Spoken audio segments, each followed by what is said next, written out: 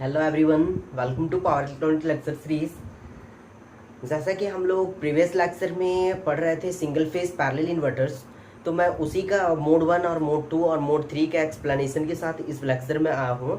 सो first है mode 1। That means कि mode 1 सबसे पहले हम लोग जान लेते basic of parallel inverters. A parallel inverters is used to produce a square wave from a DC supply. ठीक है।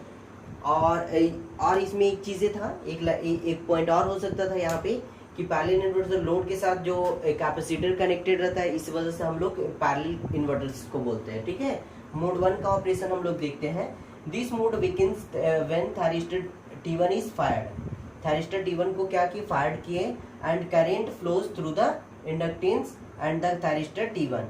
तो यहाँ पे जो करेंट फ्लो होने लगा किसके थ्रू, थायरिस्टर T1 और इंडक्टर एंड थायरिस्टर T1। जैसे आपको वेवफॉर्म, आपका सर्किट डायग्राम तो ऑलवेज ये आपका छप चुका होगा, बिकॉज आप प्रीवियस लेक्चर आप देख चुके हैं।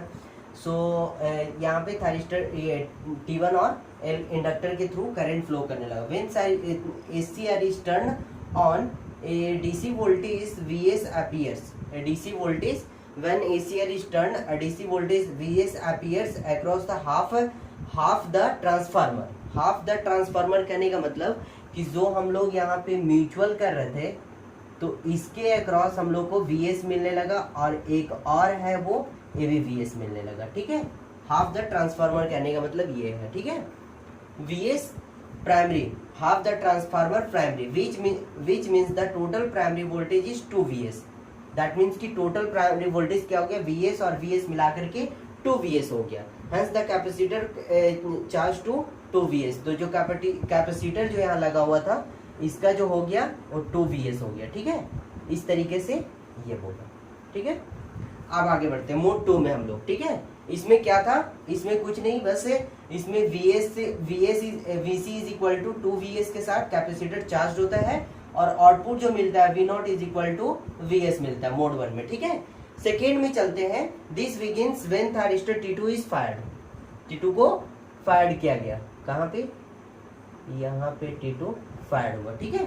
T2 को फायर्ड किया गया, तो फिर when T2 is turn on, the commutating capacitor applies voltage -2 Vs। तो हम बोले थे जब यहाँ पे ये जो लोअर वाइंडिंग जो होता है वो ये +2 Vs दे रहा है, ये +2 Vs दे रहा है, तो ये -2 Vs के साथ ये होगा, कैपेसिटर क्या होगा, डिस्चार्ज होगा, है ना।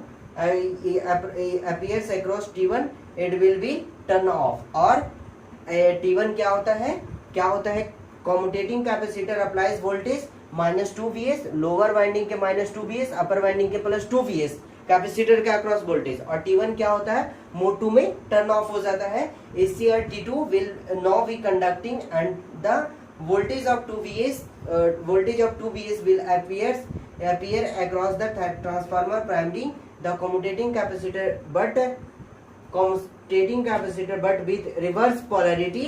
यहाँ पे जो मतलब कि सेकेंड मोड में जो होता है, तो यहाँ पे जो टू Vs के साथ ये होता है, मतलब मिलता है, लेकिन रिवर्स पोलैरिटी मीन्स यहाँ पे माइनस साइन होगा। ठीक है। वो -2 Vs के बारे में जिक्र कर रहा है। ठीक है। अब मोड 3 की बात करें तो during mode 3 this T1 is again turn on.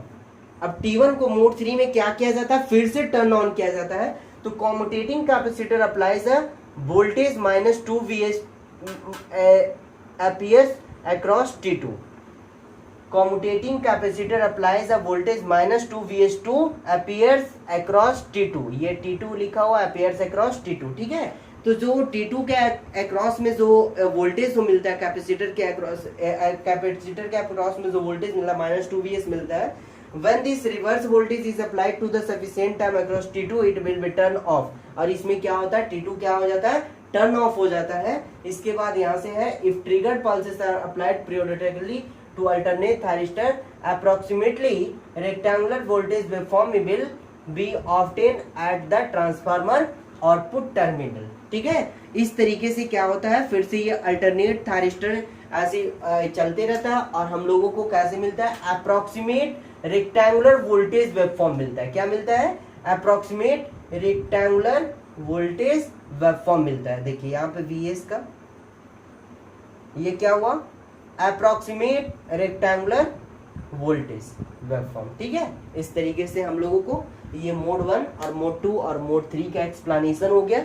आप जो आप पढ़े थे, जिस तरीके से समझे थे, वो सेम टू सेम इसमें वही चीजें लिखना है। Okay, that's all. इस तरीके से मेरा सिंगल फेज पैरेलल इन्वर्टर्स ये मतलब खत्म होता है। यहाँ पे ये टॉपिक हम लोग खत्म करते हैं। नेक्स्ट लेक्चर के साथ फिर से मैं मिलूंगा इसी अंदाज में, इसी एनर्जेटिक या ऐसी एनर्जेटिक में। और तब तक के लिए आप बेहतरीन तरीके से आप स्टडी पे कॉन्सेंट्रेट कीजिए और best of luck, all the best.